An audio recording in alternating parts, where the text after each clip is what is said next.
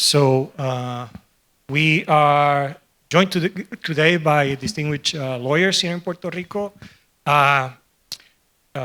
Yushka, would you like to introduce yourself? And yes, because I feel that it's best place to start with. Okay. Hi, good afternoon. My name is Katiuska Bolaños. I'm very happy to be here. Thank you, Sam, and thank you, Thomas, for inviting me. I usually go by Kati, so please, in this group, I think we're almost all friends. Please do so. I've been practicing as a lawyer for over 13 years now, although I have been involved in the legal industry for quite some time before that. And I have, the majority of my career has been in the energy sector. I have been present in what I think important processes like integrated resource planning, presenting integrated resource plans, presenting it not only to the public, but also to the regulators and their experts. Great design, great processes. So a lot of what it's on the conversation in almost, I think, 3 times per week in the front cover of the newspaper in Puerto Rico, right? Those processes that everybody loves. Yeah, so that's my background. I'm with DLA Piper as an off counsel. It's a major global law firm in Puerto Rico. We have a very good energy team. And also, I'm very happy to be here with my colleagues. So I can pass it to you. Thank you. My name is Eugene Scott. I'm counsel for Ferraioli, a law firm in Puerto Rico. I've been working for, I guess, more than 20 years in the mostly environmental, permitting, and energy sectors. And happy to be here, and good afternoon to everyone. Good afternoon. Thank you, Kathy. Thank you, Luis, and thank you, Eugene. Thanks, Tom and Sam, for having us here. My name is Antonio Collazo. I'm with the law firm of O'Neill & Borges, and similar to Eugene, our practice group not only concentrates in the energy part of the legal industry, but also on environmental and land use practices. So I've been, for the better part of the last 15 years, counseling, advising, and representing stakeholders, a wide array of stakeholders, developers, financing institutions, and project owners in multiple areas of energy development, regulatory compliance, and what have you. So that's basically it. That sounds great. I think that we can set the stage today by asking each one of you, from your perspective, your practice, you all have a very unique set of skills and experience. What are the top 2 or 3 policy changes in 2025 impacting the clean energy sector in Puerto Rico? I'll go first. So I think that at the beginning of the year, around March, the governor signed and enacted into law Act 1 that was very popular, mainly among this group, because it removed the interim goals for the RPS, and it left the 2050 100% RPS goal untouched. But still, there's a gap to fill there, and we need to identify who is going to fill that gap on how is it that we are going to meet that 2050 goal. But I think that's part of a conversation that we can have later. Also, a change that was introduced in Act 1 2025, allowing to continue the use of coal to generate, not only as a policy change and about it is at itself, continue using coal and the implications that it has, but I think that also the message that it sends on, yes, this is a necessity and we are willing to do all of these projects in order to be able to meet the necessity, and this is what we are showing to the market. We are willing to extend contracts, etc. And another one that I was kind of excited about, it's Act 92 that introduced green hydrogen as part of an alternative renewable source, that it means that it can count towards meeting the RPS now in the island. I think one of the key issues we've seen in this new policy, starting from the federal government, is that, and we've talked about this last few days, there is sort of this apparent sort of declaration of war on wind and solar, at least from the administration. That, I think it's obviously a negative impact, but it's a major policy change. It's sort of going sort of like back to the future. We're going to see again emphasis on fossil fuel development, extraction, drilling, and so forth. I think there's obviously opportunities for natural gas projects that we're going to see that are going to have also an impact in local and local policy. I think that is one shift in the policy that I've seen this year, and I think that another one is what's going to happen with the tax credits. I think that's going to be a critical issue that we're going to have to deal with ongoing projects and project sponsors that have projects that are underway on the planning stage. They need to start construction next year. I think if it's July 4th, I believe, 2026 is one of the deadlines. The IRS has issued guidelines on that and sort of rolled back dates. So now we really have to push on getting the permitting, starting installation, construction of those projects. So the tax credit impacts on solar and wind, that's obviously a policy change. And I guess more on the positive side, another policy change is the deregulation, basically, which is there's going to be an emphasis on deregulation, not only on the environmental requirements and permitting, but also on climate change policies. We might see changes we're already seeing changes in Clean Air Act permitting requirements that might benefit big players like Genera, and the headaches that they've gone through just to comply with, emission limits. And it's not only, just the energy side of it, but what does it entail to come in line with new generation, if you also have to comply with all these environmental regulations. So I think those are two or three of the policy changes that we're seeing and living right now. Thank you. I definitely agree with Kathy and Eugene that one of the, first of all, is probably banking on what we said before. It's probably early in the year in the political term to know what really is going to stick into as to what is a game changer for the industry in the long term. But definitely we're seeing in our desks through the flow of work that comes as a legal matter, the impacts of the departure from energetically and heavily incentivizing the renewables and the departure of those initial policies. And the other thing that I will add, to not to repeat what you just said, is that tariffs is being an immediate game changer for people in the industry at all the levels because of uncertainty and tariffs imposed over countries as the PRC and now India and Canada. We're seeing that stakeholders that had projects already under construction or projects that were in the initial phases of contract negotiations are having to consider tight deadlines for construction that are now imposed by the new changes in the IRA, vis-a-vis having to change from supplier to another part of the world that's not necessarily readily available with equipment to meet those deadlines or strained deadlines. So we're seeing clients and stakeholders taking a hard look at their contracts. What do they got into when they sign agreements, or what are they getting into, like negotiating agreements right now for the development of projects? And I think that's been a relatively big game changer policy as of today. The tariffs are not, we cannot understate the impacts. Just even if they don't get imposed, just the impacts of how everything shuffles around has been big. Great.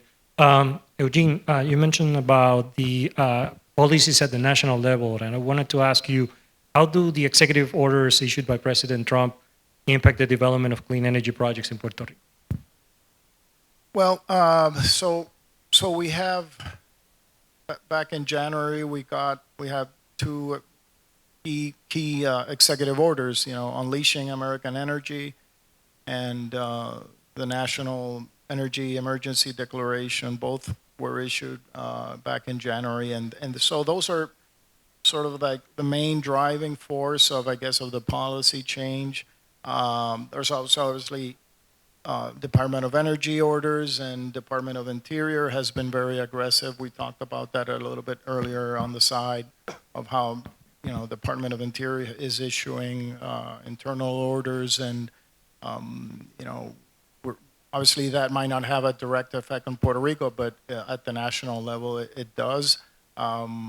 So I think that one positive aspect of the first executive order that I mentioned, Unleashing American Energy, I think that triggered an emphasis on developing and producing critical minerals, which we all know it's going to help maybe balance out what Antonio was mentioning about the tariffs. Maybe not necessarily this year, but maybe in the near future, midterm, we'll see more availability of required minerals and metals that are going to be needed for not only the battery projects and battery components, but also solar, PV, silicon, nickel, and cadmium, whatever. And so I think that might have a positive impact on those policies and executive orders which are obviously aggressive. So that's one component. The other, the national energy emergency, that I think it's going to accelerate permitting process. It's going to streamline approvals. That is being sort of mirrored in Puerto Rico with the executive orders that have been issued by the governor of Puerto Rico.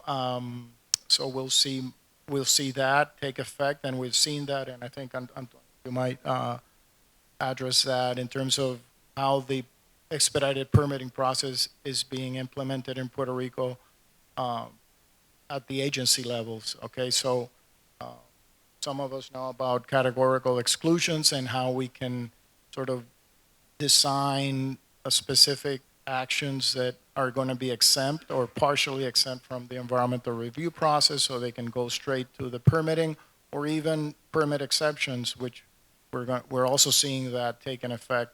So I think that those policies are going to help. I hope that from those executive orders declaring a national emergency at the federal level, we'll see maybe revised HUD regulations for those projects that are under CDBG grants, ER2, disaster recovery projects that are, some of them are well underway. At least they got their grant agreements and they need to start.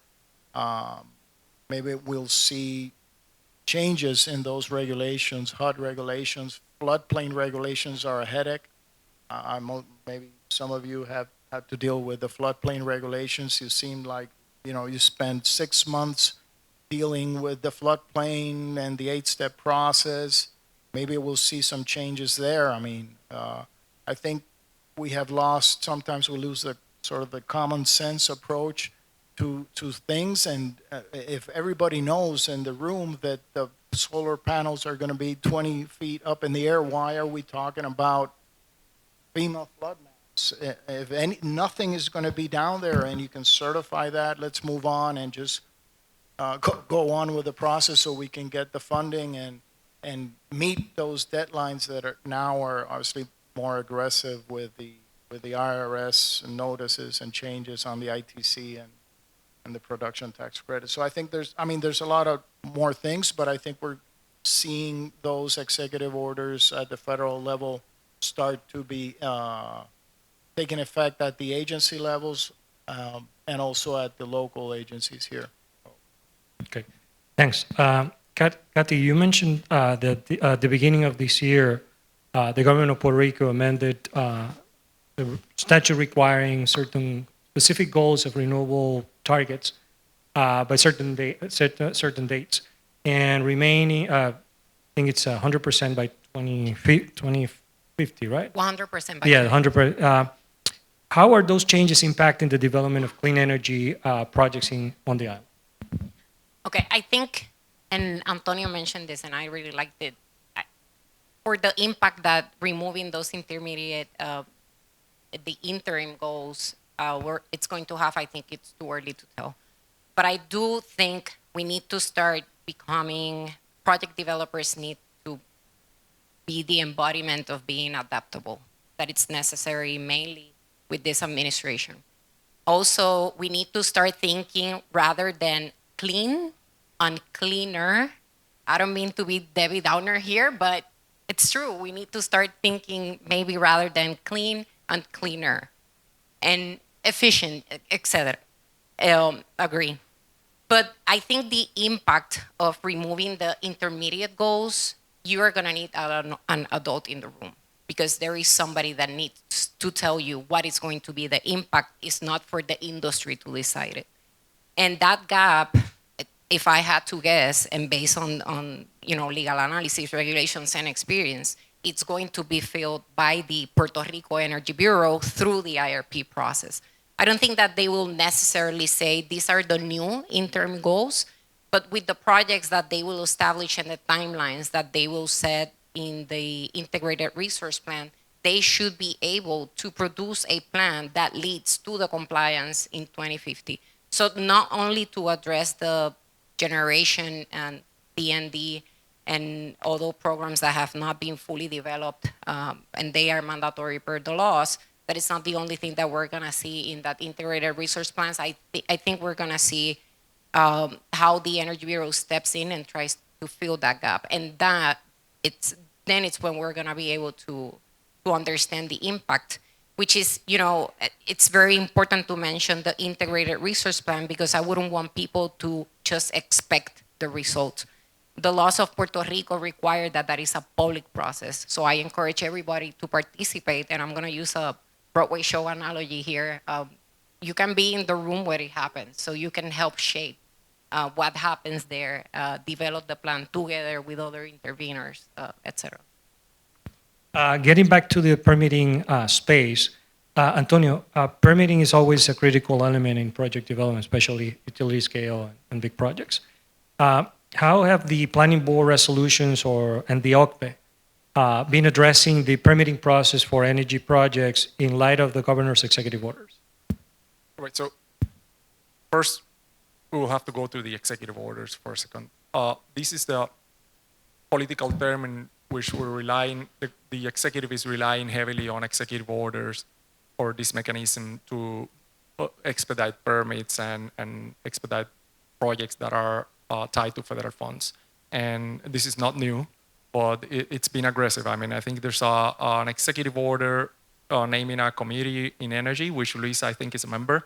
And I think you're a member of two committees, if I recall correctly. There's also a working group for expediting, for evaluating or analyzing the permitting process overall in Puerto Rico, in which I saw your name as a member of that group. So we can talk about that later. We have working groups and committees, and we also have mandates in those executive orders ordering the government agencies, the executive agencies, to expedite and reduce the time in which federal funds tied projects are analyzed in terms of environmental impacts, etc. We also have an executive order mirroring the Unleashing America's Energy and the Energy Emergency executive orders of President Trump. And that one adds up to the mandates to the Office of Permits Management and the Planning Board to expedite or cut as much corners as possible in terms of permitting.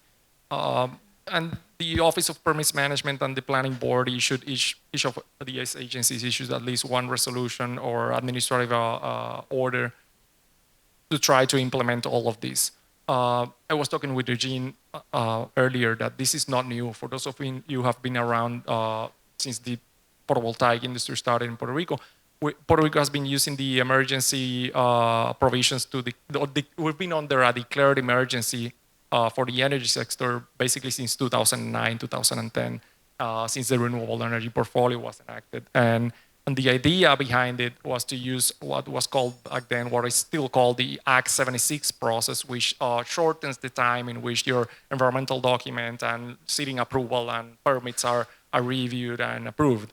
And it works, or it has worked at several different levels for moving projects forward.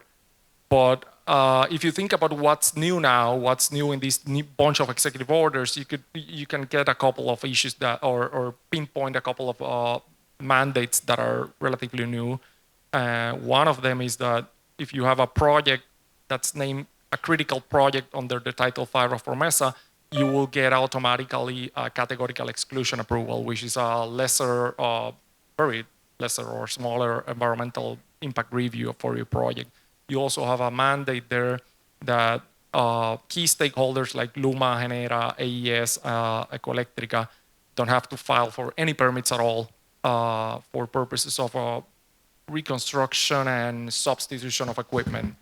I haven't found anything in the OCPE or planning board resolution stating how that's going to work, but that one is similar to the one granted to the UPR and other reconstruction or rebuilding efforts.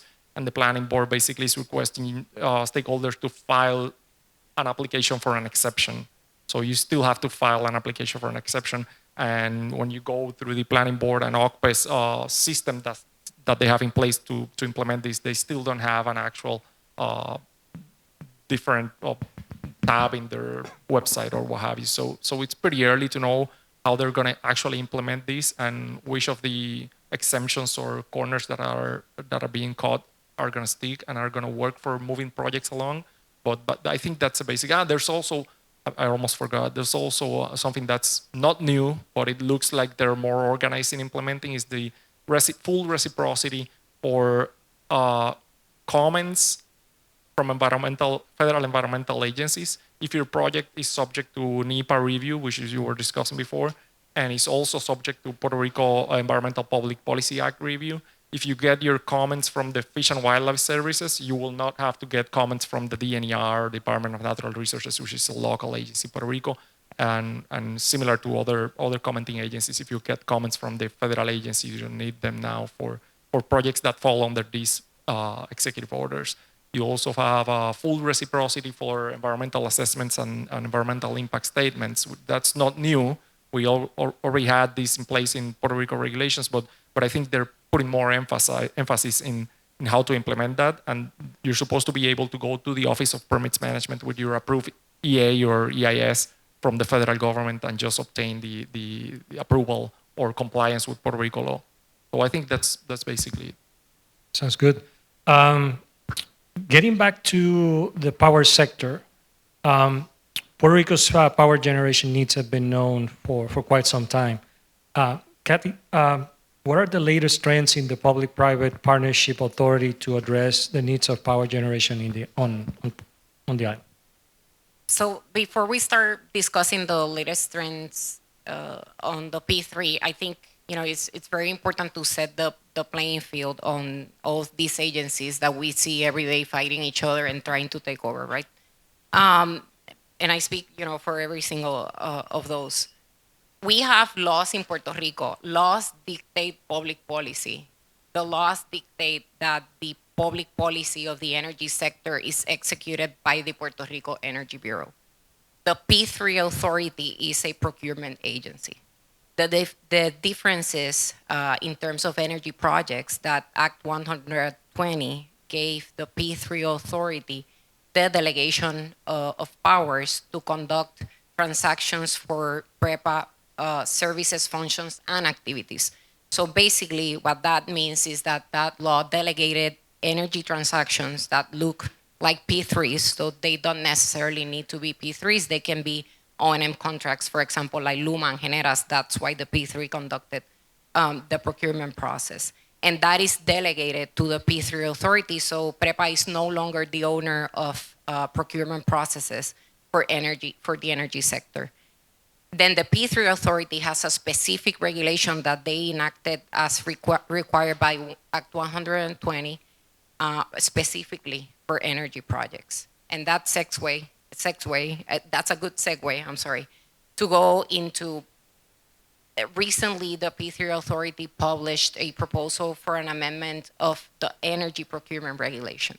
Something that it's very particular to that regulation is that it forbids completely unsolicited proposals for energy projects. And it seems like the P3 authority wants to open that process and has published a draft amendment to that procurement manual to allow unsolicited proposals, which is a good thing because now you can go and, well, if it's approved, the commenting period already expired. If it's, you can go and propose solutions for the energy sector. I think we need to start to steer away from specific assets. I want, a thermal unit, I want a battery, etc. You need to put yourself out there as a solutions provider, right? And then for all the other two processes that are currently, one is currently ongoing, and I think that this speaks to what was I discussing at the very beginning. There is a temporary generation project that's still pending, but it's as a result of this energy emergency, mainly on the generation sector. And also that we'll soon have an RFP for around 3,000 megawatts of generation, which is very particular tying to the becoming a solutions provider. When the first order was issued for that generation of the procurement of the 3,000 megawatts, the order said firm generation. And it seems like, people are listening, and maybe there was a misunderstanding that meant only fossil fuel generation. And it's interesting because the Energy Bureau issued an order afterwards clarifying that they mean firm generation, which I think translates into it has to be a technology agnostic, right? So you have to be able to submit an alternative, a solution to the problem that they are seeking to address. That's a lot. So, Eugene, I meant to bring a flow chart. Eugene, the governor of Puerto Rico declared an emergency in the power sector earlier this year. How has this action impacted the regulatory landscape in Puerto Rico for purposes of those interested in developing projects? So we've seen, obviously, the direct consequence of that executive order is, I think it's 2025-016, declaring the energy emergency. It talks about aligning the local policy with the federal policy on energy development. It talks about expediting the permit process, which we've talked about. That triggered the two resolutions from the Puerto Rico Planning Board that Antonio was mentioning, and OCPE's administrative order to expedite permitting. So that is the start of it. That executive order created a task force that we've talked about as well. That task force needed to submit a report on permitting and regulations and changes by the summer, I believe, of this year, and I don't think that has happened. I haven't seen that report on the task force. That's something that I guess it's pending. But we also have to talk not only about the emergency order, but we have to talk about previous orders that were issued maybe in April or March of this year by the governor, which included an order to expedite permitting and trigger the expedited permitting process. So there's more than one order to the process, I guess, from the local government. I think we have to take advantage of whatever comes out. I would like to personally see a list of projects or categories and categorical exclusions that are specifically designed for the energy sector, what projects are going to be subject to that expedited permitting process, so we can get ahead of that. And the order also task the energy SAR to coordinate interagency efforts, and that I think needs to be done in a practical sense, not only from the policy standpoint, but I would like to see the energy SAR actually work hand in hand with the agency directors, local agency directors, to follow up on permits and regulatory issues that project sponsors are having, especially for those that have a timeline that need to start development as soon as possible. So I think that is one aspect of it. We're also going to see traditional, let's say traditional energy sources and projects that have been announced. We might see a combined cycle plant coming up, or other types of energy development that needs to be a part of the solution, obviously. So I think everything is changing, and we're seeing, well, as we discussed, that there are orders from the federal government, administrative actions that are changing as we speak, and we have to see how those are implemented. But the idea is to sort of get it rolling. You know, the bureaucracy obviously is mentioned in some of these orders, excessive bureaucracy, and I think that is something that breeds, and I'm quoting, I think it's Charlie Munger from Berkshire Hathaway, or however it's pronounced, that one of the founding partners of that company mentioned that bureaucracy feeds stupidity. So that needs to be sort of worked around so we can address some of the needed changes. And yeah, I guess that's... That's great. One last question, and this one is going to be for Antonio. We have discussed a lot of policy changes today. So in light of those policy and regulatory discussions, where are the areas of opportunity and potential risk for project sponsors interested in developing projects in Puerto Rico? And according to that, you have 2 minutes. I think we have to wrap it up pretty quickly. Okay, areas of opportunity. I think even with the decrease in incentives, I think solar and rooftop solar at the residential, at the commercial mid-level, there's still a lot of appetite, at least from what I see in our desk. I mean, again, from the legal perspective, there's a lot of appetite, being Puerto Rico being in a unique situation for the need of reliability and costs.